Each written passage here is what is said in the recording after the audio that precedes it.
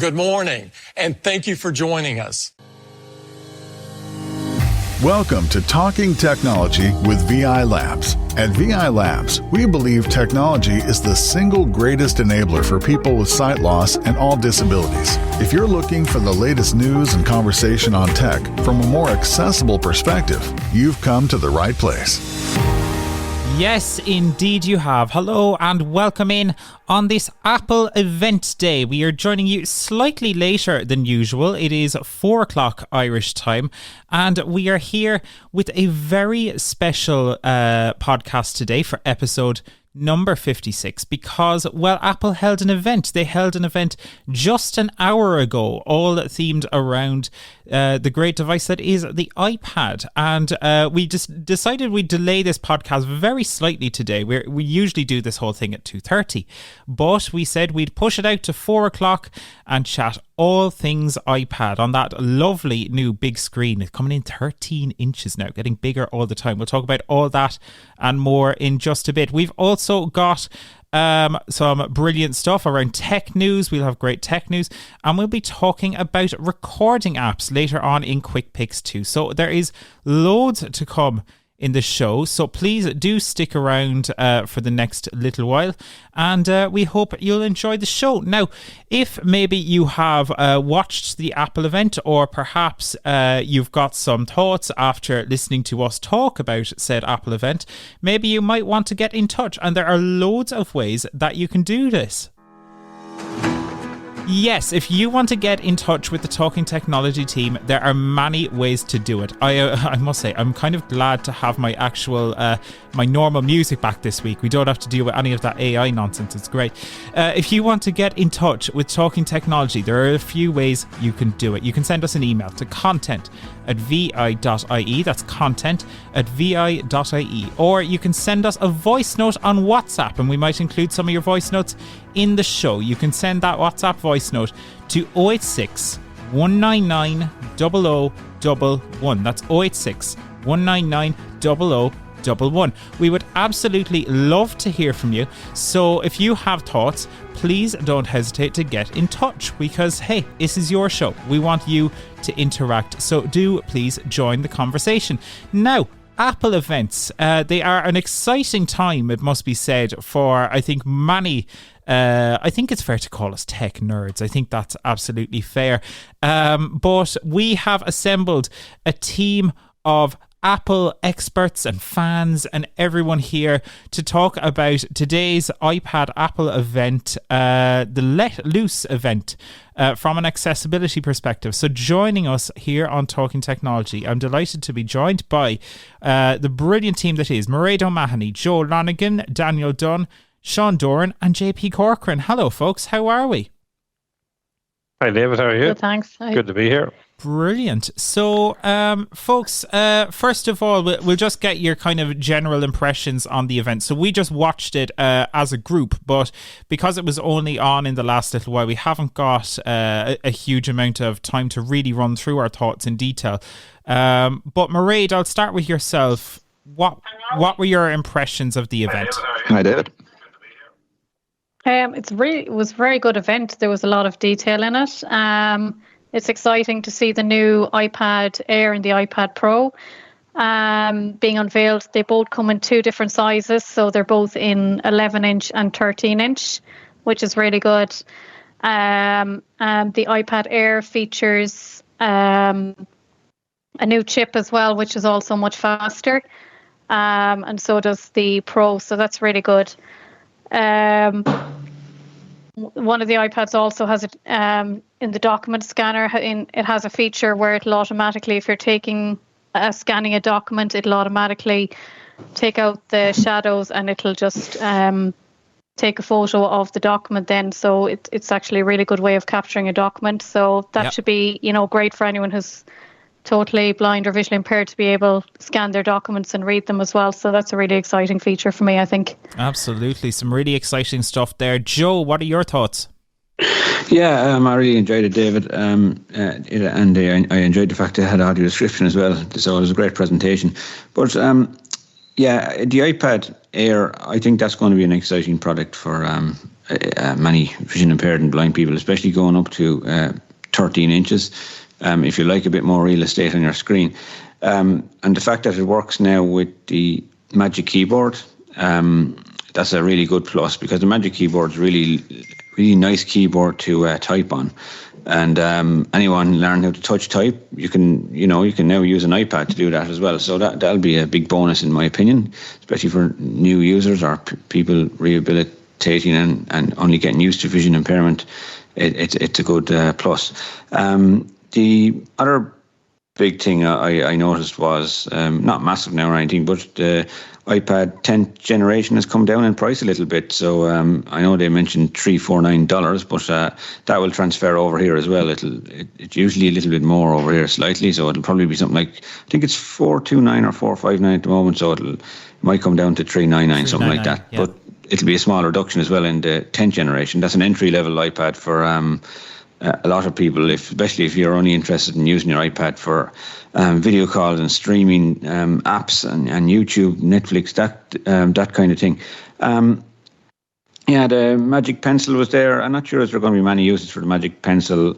A new Magic Pencil, $129 they mentioned. I'm not sure what the Irish price is going to be, something similar. But the pencil has a few new features, different sensors inside, and has the ability to squeeze and click and stuff like that. So we might find some remote uses for it, or maybe low vision users on the bigger screen, the new 13-inch iPad Air and 13-inch iPad Pro. Maybe using an iPad Pencil to take notes on a screen in different colours, high contrast and things like that. That could be useful for someone with low vision. I know some of the accessibility we'll say announcements don't come out till after the presentation, but I look forward to hearing them later on, and we will mention them in our newsletter as well. But there's always a couple of surprises hidden in the background, and I look forward to announcing them to people as the days in the coming days, David. Absolutely. Yeah, some interesting stuff there. Sean, if I come to yourself next, I guess a lot covered in, because this was a relatively short event. I think we were coming in at about 40 minutes here, but they really did cover a lot and at great speed too.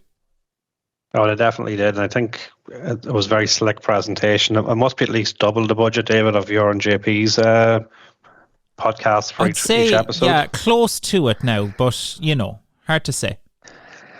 No, well, lots of information thrown at us pretty fast there, and it happened about 10 minutes ago, so it's processing all that. But yeah, like the lads covered there, lots of new features.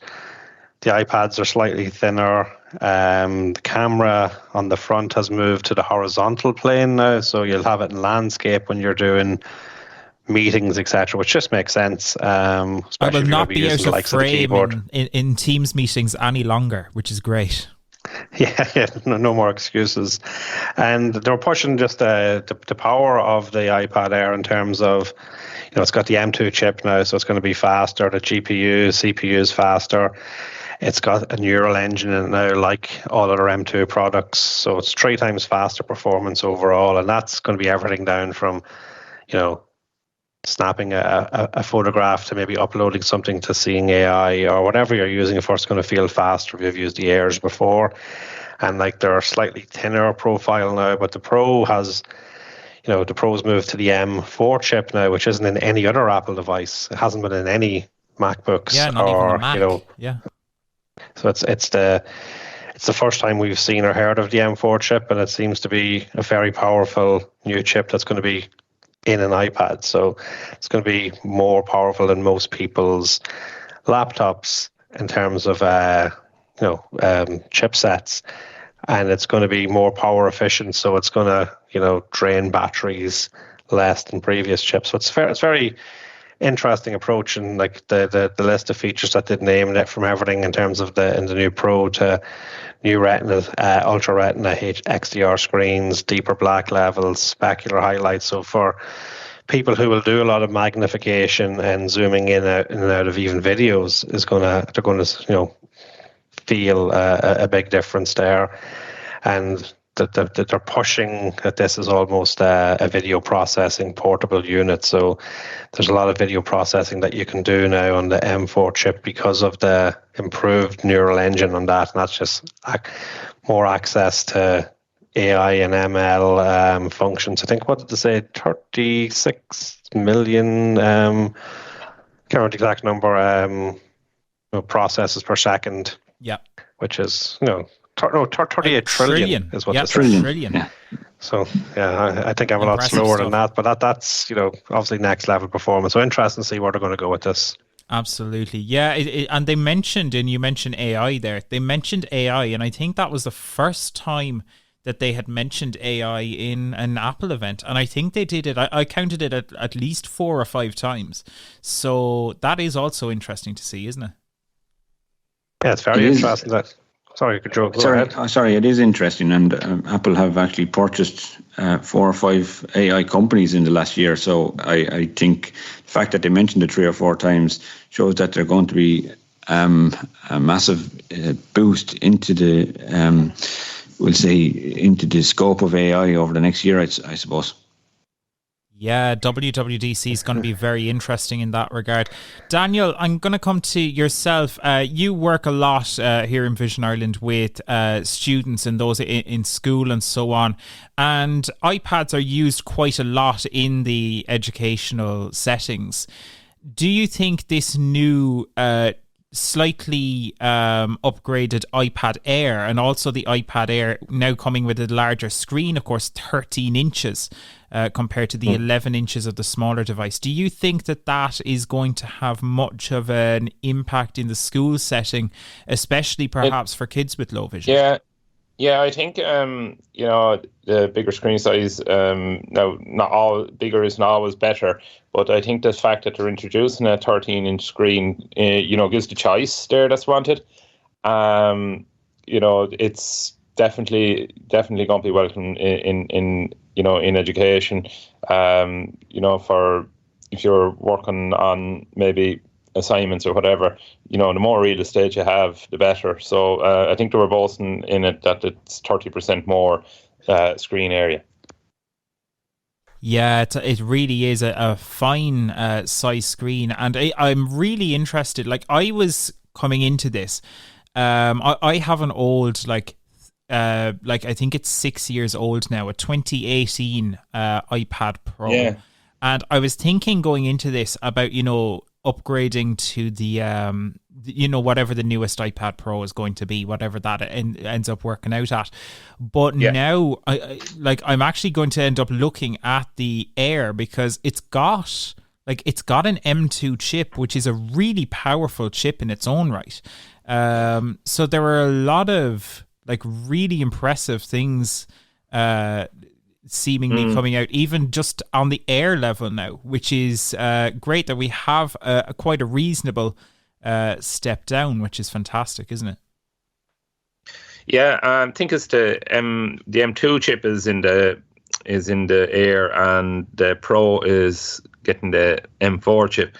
When they were rattling off, it got very technical there at one stage there, the technical capabilities in the M4 chip, but it sounded so impressive. And for the standard iPad to get, or the iPad Air to get the M2 chip, that's going to bring on the speed of those devices. They're going to be so good speed wise, and I think from games, video processing, all that, it's become so affordable, the iPad Air, and what you're getting for your money, I think is supposed to take away point for me. That the speeds you're getting and the capabilities are going to be brilliant. Yeah, that's a fair point. I think these are going to still be, there's no other way to slice it and dice it. These are expensive devices, and that is kind of what you get with Apple. But you make a valid point that, what you're getting for that money is quite impressive, to be fair. JP, if I come to yourself, any standouts for you from the event? Are you running out to buy your new Apple Pencil Pro? Yeah. Well, I am a big fan of iPad, David. I will say straight off the bat, I have a couple of iPads back home which I use regularly.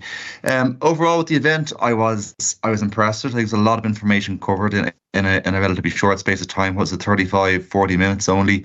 The audio description, I thought, was very clear, very well described what's going on. Yeah, in terms of the new iPads, I think it's great that they're releasing the bigger models, improved performance. And it has, I think it was when Tim Cook mentioned that it was the strongest iPad lineup ever with Apple. I do agree. I think it is that at this point. In terms of kind of specs and performance, I think the 11-inch, 13-inch models for the iPad Air. Great to see a bigger iPad Air. I know from a point of view of training that I've done with service users in Vision Ireland and the service users I've supported over the years, sometimes they will almost go for the Pro, not for the spec, but for the bigger screen size. So a lot of service users I've dealt with will enjoy using the size of the iPad Pro screen, a 12.9 inch, based on the iPad size, the screen size, and not so much what it can do. Yeah. It was interesting as well that the points they were making the day around, traditionally the iPad Pro would have been maybe more targeted at professionals, and they're saying, well, that's not always the case, and that they have different options to choose from, of course, as we know, with the Pro version as well.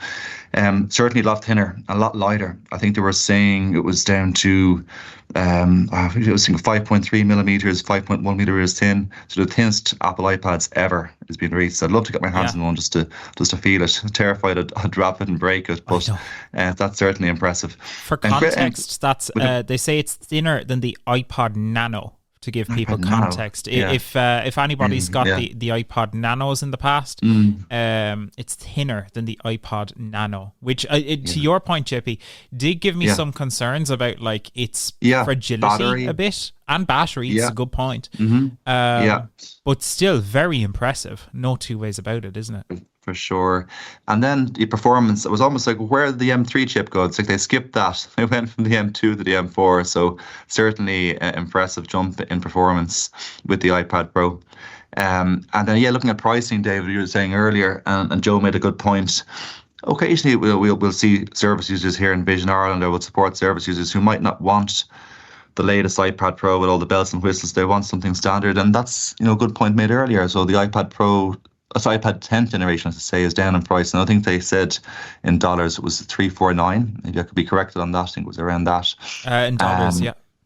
Yeah. And then looking at, say, prices for pre-order for these devices, it was interesting looking at in euro. I know we didn't get a massive time to look at these just after the show, but looking at them, it's good for everyone because the price comes down for the previous models. So, be interested to see now, as we mentioned earlier, over the next few days, and as per normal, what kind of accessibility enhancements come out and are revealed following today's event. Absolutely. And of course, Global Accessibility Awareness Day is just around the corner. So there'll be a lot around then as well, which is great and really exciting.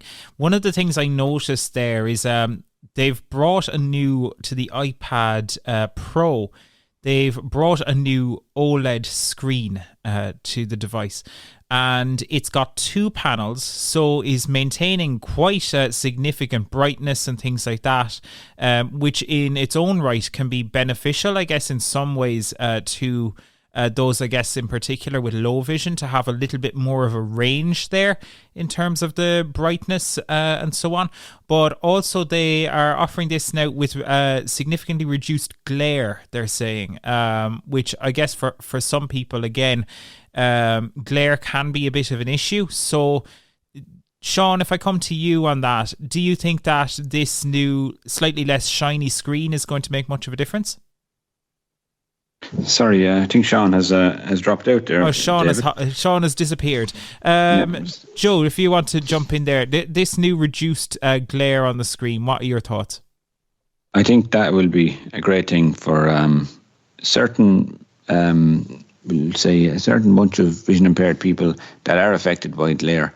I know the previous Pro and stuff was fairly good, but anything that reduces glare, I got a new TV recently, and there is an anti-glare thing on it, anti-glare feature on it that stops when the sun shines in the window. It changes a level of brightness and actually works really good.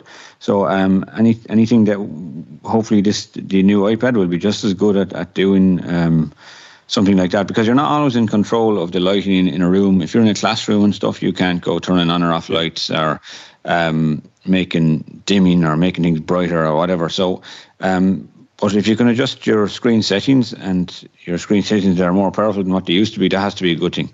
Daniel, if you want to comment there. Yeah, just going back over some of the summary here in the commentary, and it appears that they're going to offer, as I suppose as an option at the time of purchase, for those who prefer a matte display finish, a nano texture glass coating will be available with these iPad Pros. Now that's what they're saying there on it. So that to me reads like they're going to offer that as an option. Yeah, maybe so. So maybe it's not quite default then, which is interesting. No. Mm-hmm.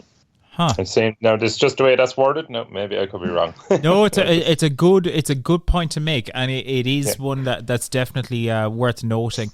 Mairead, if I circle back to yourself, the Apple Pencil there, do you see, much benefit to something like the Apple Pencil for people with low or no vision, or is it just an expensive fidget toy?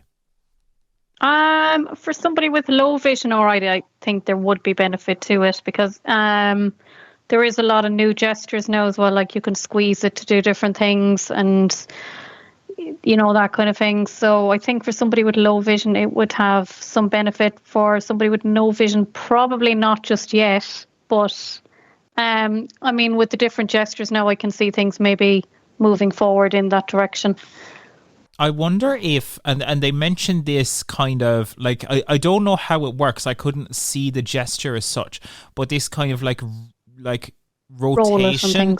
I wonder, could that be used in some way to adjust things in the voiceover rotor? And it's just, I don't know how that would work, but it could potentially have benefits if you allowed, the pencil to in some way, work, integrate a little bit with voiceover, provide extra, maybe it's copy and paste gestures or something. I don't know how that would feasibly work, but it is something that they could do now, I guess, in theory, with these additional sensors. New in theory, modes. Or even for things like enabling dictation or enabling Siri if you squeeze it twice quickly or something like that, with all these different things now that. But at the moment as it is, I don't think it is, but I could see it maybe moving forward in that direction, being usable for somebody who's totally blind.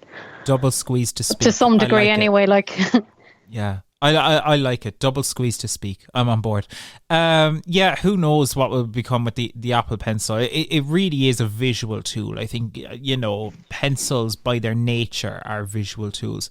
But absolutely some impressive tech. Whether it's going to be that useful for people with sight loss or not is yet to be seen, I guess. But Joe, if I come to yourself, just the other, I think, big thing, and it's worth, and Mairead mentioned it earlier on, but it's worth mentioning again, this new and improved document scanning feature. This will have massive impacts on the likes of Seeing AI or Be My AI, presumably. Yeah, at the moment, I know you can avail of the document scanner in files and in notes and places like that, and in the camera. But if it's allowed to be integrated into the likes of Seeing AI, I can imagine it's going to be a great feature for our community, put it that way. Absolutely. They've said it will have Be My Eyes is another one. Be My AI, yeah. So we can't. I'm sure they will be all over this. So Envision is another one that loves using OCR. So any of those apps, I think, yes, definitely will welcome this feature, David. What were you going to say, David? They have already actually confirmed it for third-party apps, so that is really exciting, and it definitely will have benefits there for some of those apps, which is fantastic news, I guess. Straight. Yeah, it takes multiple pictures, David, as well, before it gets the correct image, and that has to be good news for OCR. I know. Look, sometimes vision impaired people who mightn't be the best at taking a picture of something, trying to line it up and get it in the middle. I know there was templates and holders for phones like ScanSoft and things like that, but if we can get help from an AI tool inside the actual device itself to take a picture, that has to be a good thing for us. Absolutely. It reminds me kind of like what Center Stage did for keeping people in the center of the frame. This is kind of like the potential of of this is kind of to do something similar with documents, I guess, but in terms of the lighting, not necessarily the positioning. But still, a major improvement, and every kind of improvement in these regards, I do think will help. I would wonder how many people are using an iPad Pro just to use Seeing AI. But with that in mind still, all of these changes are good, at the end of the day.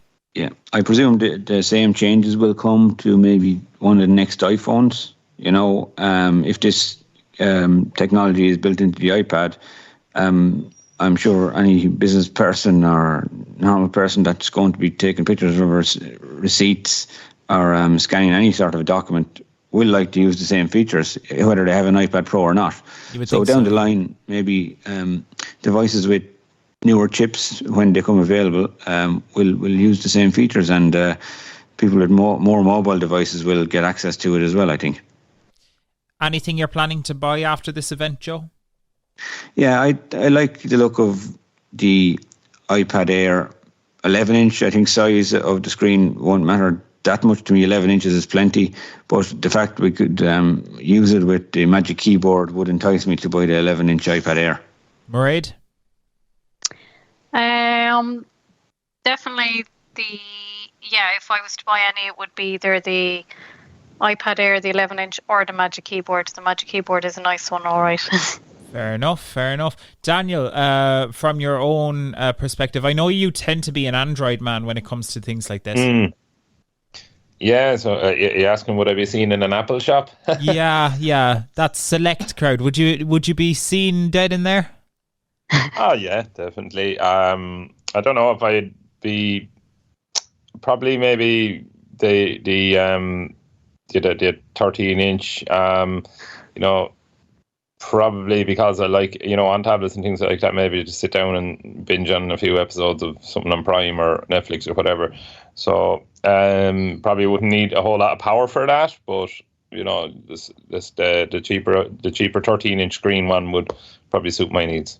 Fair enough. And JP, anything taking your fancy? You mentioned already you're an iPad fan. Yeah.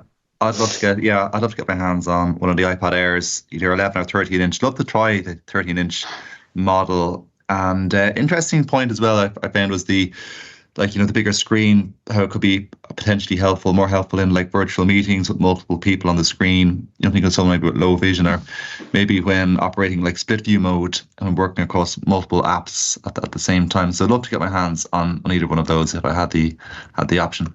Absolutely. Yeah, I think I'll definitely be looking at, between probably the iPad Air and iPad Pro. My poor old iPad Pro, I've had it for years and it's starting to struggle. It's seen me through college. It's served me well, but I think its time is coming to an end now. They mention there, I think, that this new device with the M4 is 4 times faster than the previous iPad, and 10 times compared to the original iPad Pro in that line, which is pretty incredible. Yeah.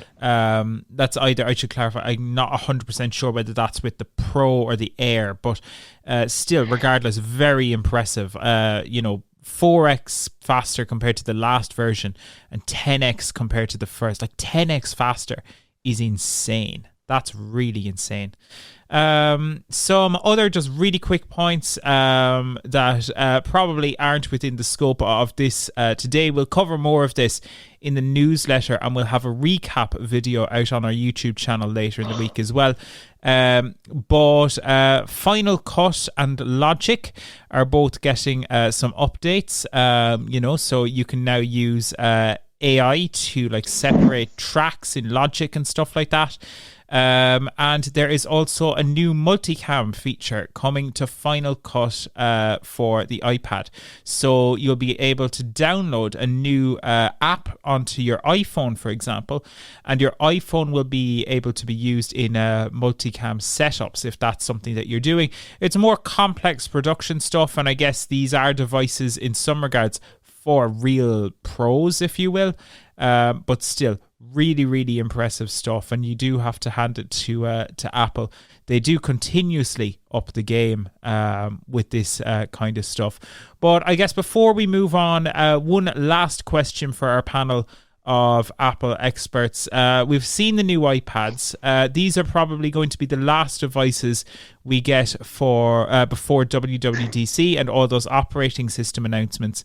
Mairead, if I start with yourself, is there any particular feature that you want to just see in iOS 18 or iPadOS 18?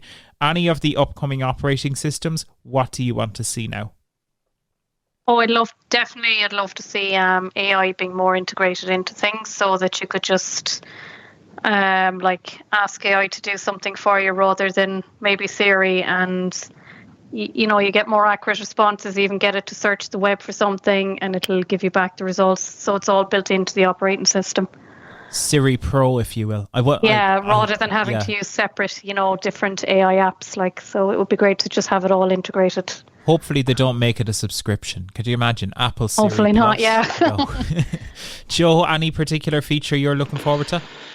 Music to get it to generate a playlist. That would be great. Yeah, that's cool. If you had Apple Music to get AI to generate a playlist for you on your favourite tunes and that kind of things.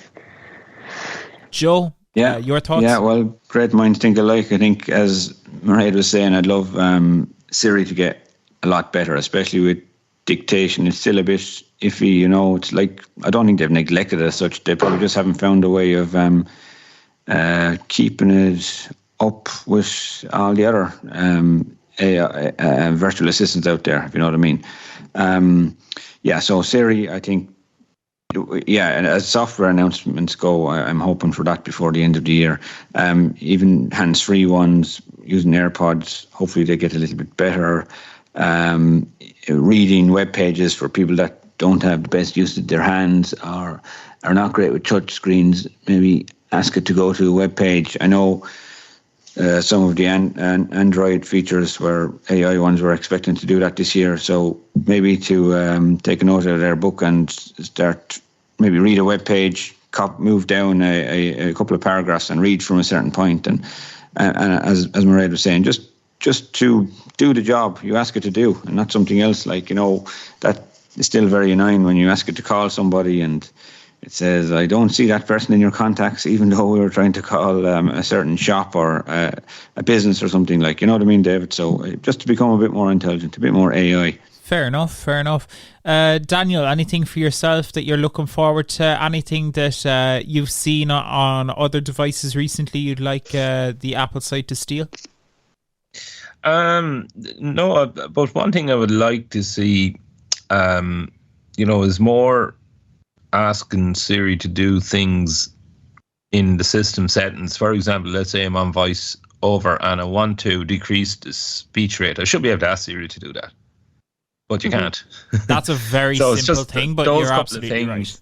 The basics, as I would call them. At this day and age, we should be able to ask Siri to pretty much change any setting within our phone. That's fair. But it doesn't seem to be there yet. Maybe they're waiting for AI to go in and do this because, looking at Microsoft's Copilot, that kind of goes where you'd like things to go. So, sure. Let's see what come out with. Hopefully. You were saying any setting on the phone. So you telling me I can just be like, yo, Siri, there, if you don't mind, reset Daniel's phone to factory defaults there, please. Yeah, but then you'd ask her, are you sure? and you're just screaming across the room, no. Anyway, yeah, I think I'm in the same boat. I'd love to see improvements to Siri. I think if they really do focus on AI a bit, I would love to see Apple's take on something like a Be My AI or a Seeing AI. They've never really done that. They've got the door detection and stuff like that. I've got to imagine they're working on bringing that to the next level. But the other thing, it's such a small feature, right? But if Apple is putting AI everywhere now, that they've got this new love for AI, they mentioned it for the first time today for 5 times or something. If they are putting AI everywhere, please just auto-generate titles when I save a document in Pages. That's literally all I need. At the moment, the way it works is if I, type a document in Pages and then for whatever reason close it, it saves it as blank and then a number. don't do that, please. Just save it as like, use AI to work out what it is, and save even it Microsoft as like, does that in Word. It just adopts the first line of the the first line or the title of the page and suggests that as your file name. Yeah, like even like we do like the news scripts and stuff like that. If I type up the news script for Talking Technology, surely AI can work out that should be titled, something like, Talking Technology news script for episode 40 or whatever. Do you know? Yeah. Like that should be possible. Do you know? But yeah. Yeah. Exciting times ahead. So some of the little basic things are missed, aren't they? Absolutely. And of course, we'll have Global Accessibility Awareness Day before all of that. So exciting times ahead for Apple.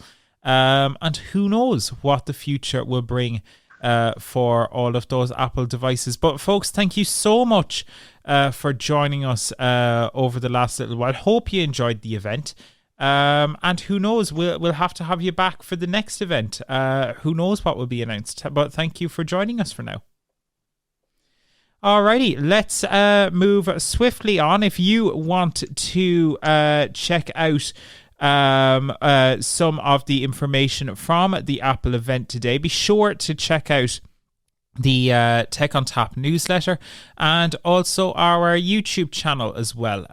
Just search the Accessible Technology channel and be sure to give a little subscribe there, and we'll share loads of info on that channel and through our Tech on Tap newsletter in the coming days. And we'll have more non-Apple related, would you believe it? It's actually true, non-Apple related Talking Technology news coming up in just a bit as well. But before we do that, a reminder that if you want to get in touch with us about any of the things we discussed in the Apple event, or maybe we missed something that you thought, wow, that's really cool, please just send us a message, maybe by email, to content@vi.ie. That's content@vi.ie.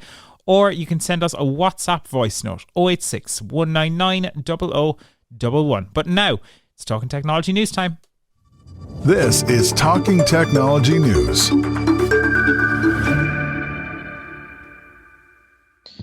So, with your latest Talking Technology news, I'm Daniel Dunn. The popular accessible iOS game Dice World rolled out an update over the weekend, bringing voice messages to the in-game chat. Dice World say that approximately 40% of the player base are visually impaired or blind, largely down to the game's top-class accessibility with VoiceOver on iOS and TalkBack for Android.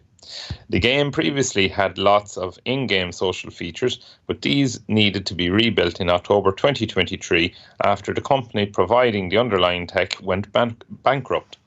The developer has now rebuilt this technology, and there are actually many benefits to these changes. Speaking on X last year, the app's creator said, "I have more control now over how things work, which is good news for everyone.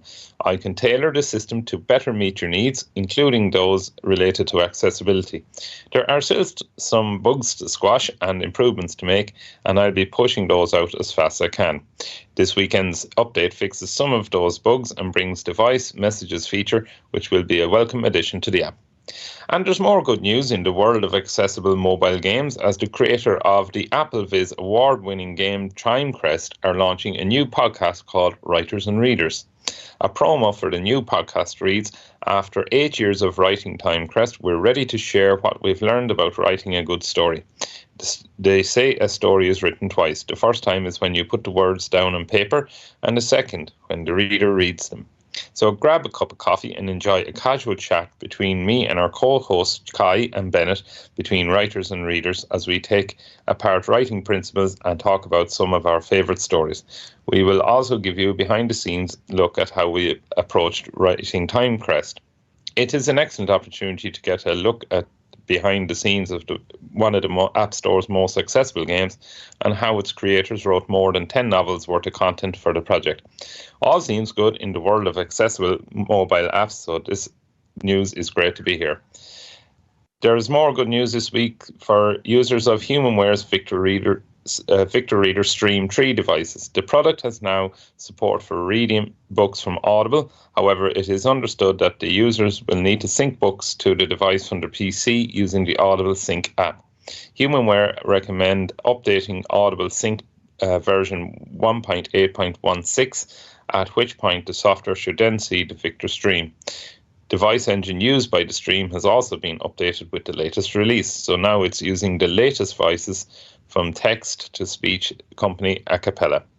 Users who have downloaded additional voices are being warned that they will need to reset to the default voice and will need to download any voices they previously had. Even with these caveats, this version 1.3 update will likely come as great news to many who are users of the Victor Stream Reader Stream devices. And why not send us in your thoughts with a voice note? Finally, for now, the WeeWalk Smart Cane is getting a much needed upgrade. The WeeWalk Smart Cane 2 is set to be released, and the company claims the new version has been built with feedback from the community in mind. To put it mildly, the original Smart Cane has had many issues. The new version, however, has a thinner design, now integrates with the popular Move It app, and has a number of new AI features. Physical buttons now replace the touchpad too. The cane is certainly moving in the right direction by the sounds of it, but the price remains a tough pill to swallow.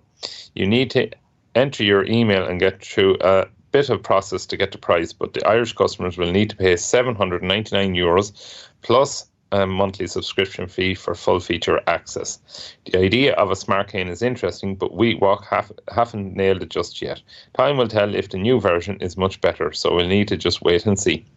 And that's it for now, but if you have any thoughts on any of the stories we discussed today, be sure to send us a WhatsApp voice note. You can send a voice note to 086 199 0011. And with that, it's back to you, David. Daniel, thank you so much. What are your thoughts on that story there, Audible coming to the Victor Reader Stream? How big of a deal is this, and do you think that kind of having to connect it to your computer and do all of this bit of a process, really, do you think that's a disappointment, or do you think this is still a great feature? No, I still think it's a good feature. I suppose it is a nuisance that you have to connect it to your laptop and download the titles that way.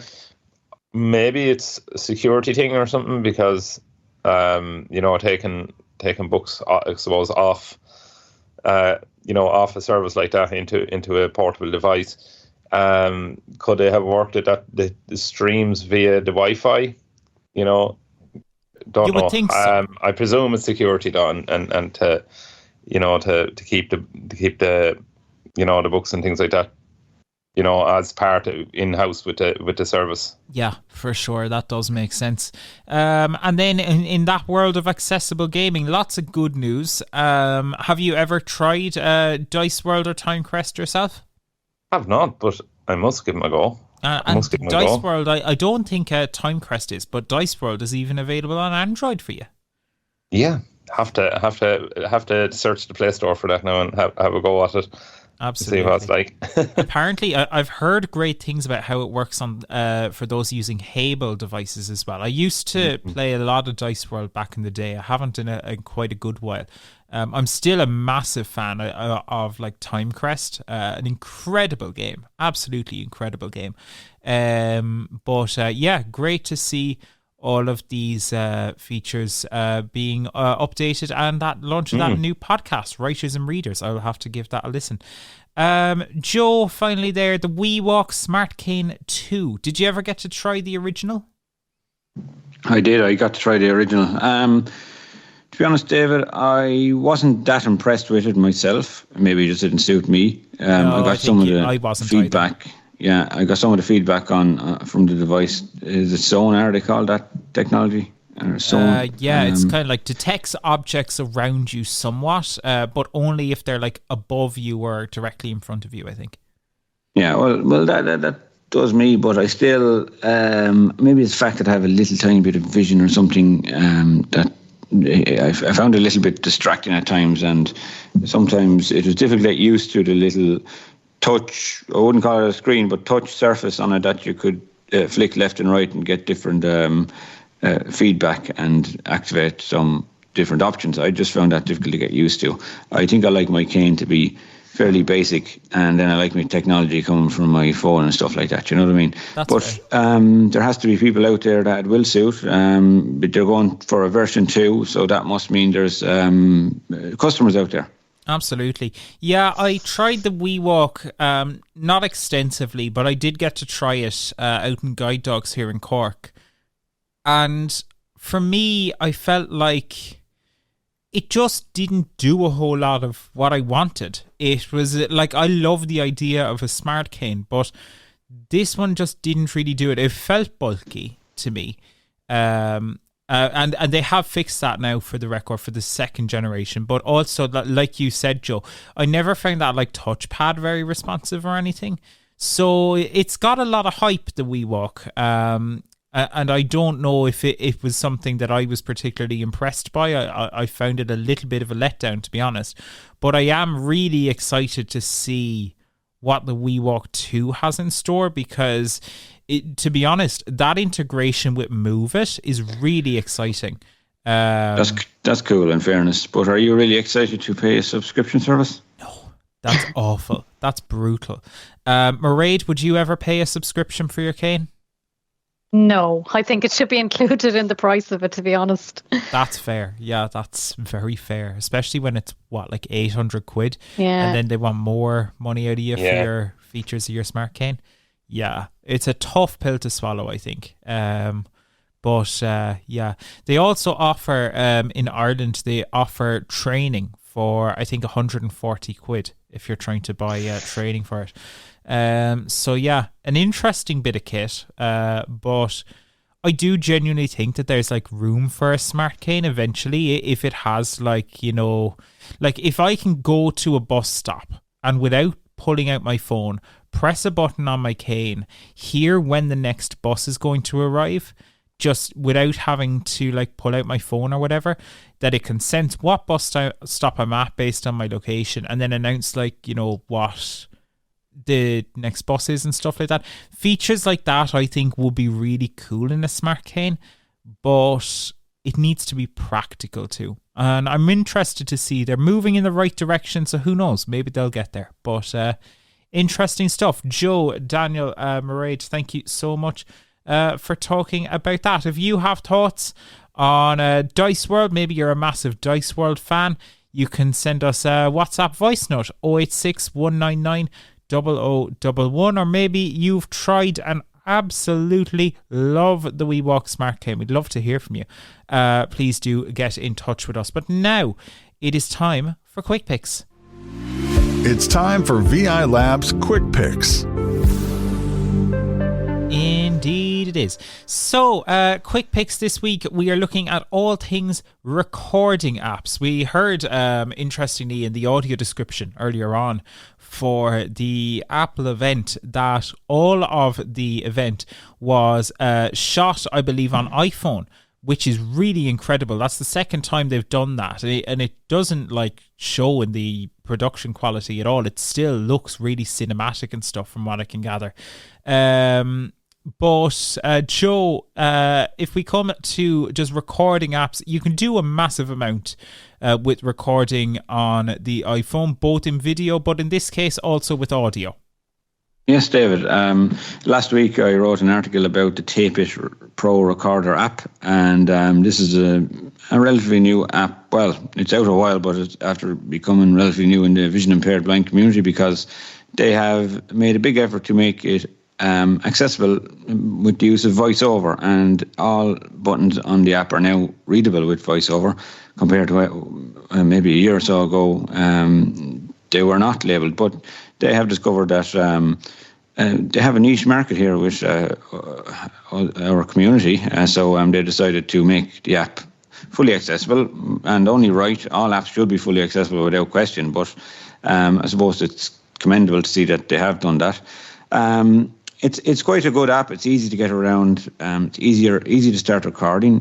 There's a record button in the middle of the screen, and you can double tap it to stop recording as well. So, and it's easy to play them as well, because there's your tapes it's called at the bottom for playing all your recordings, and it gives them sensible names after your own name, the user's name, and the time and date of the recording.